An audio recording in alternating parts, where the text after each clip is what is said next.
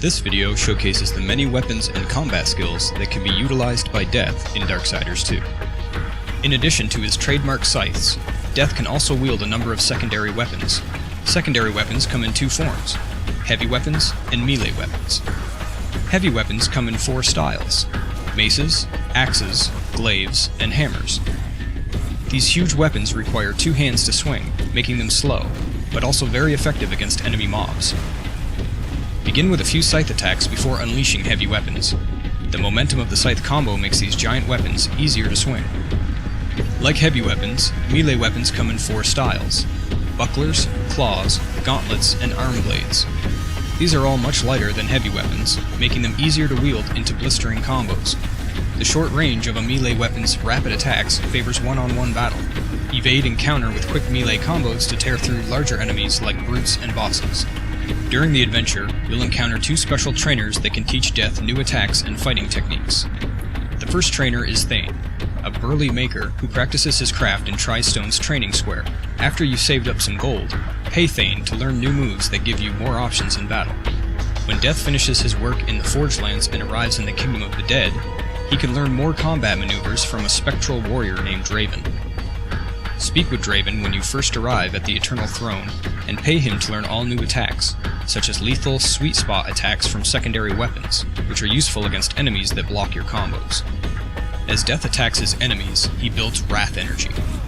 Wrath is used to activate Death's combat skills like Teleport, Slash, and Murder. Death's skills can be learned and upgraded as you complete quests, gain experience, and level him up. The Chronicle presents you with two skill trees: Harbinger and Necromancer.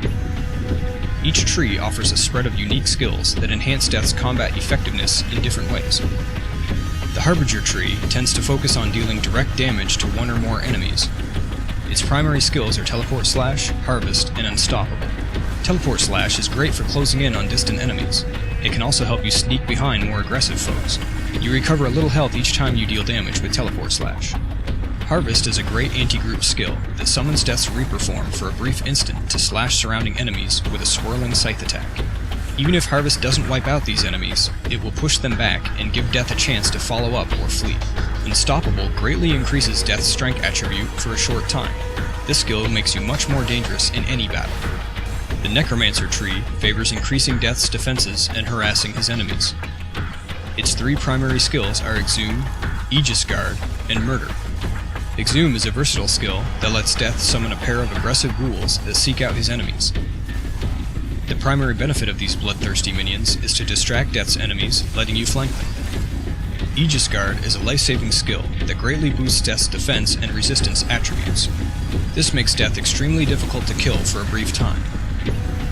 Aegis Guard can also be modified to damage Death's enemies with subskills like Reflect and Grounding. Murder is a unique skill that summons one or more flocks of crows to harass Death's enemies. Coupled with Exhume, Murder can be a great way to keep swarming hostiles from singling you out. When Death reaches level 10, he unlocks a special ability called Reaper Form. This awesome move lets Death change into his true self, becoming the Reaper for a short time. Death has incredible power while fighting in Reaper form, making this one of his best talents. After using Reaper form, defeat enemies with Death's Scythes to build Reaper energy and charge Reaper form again.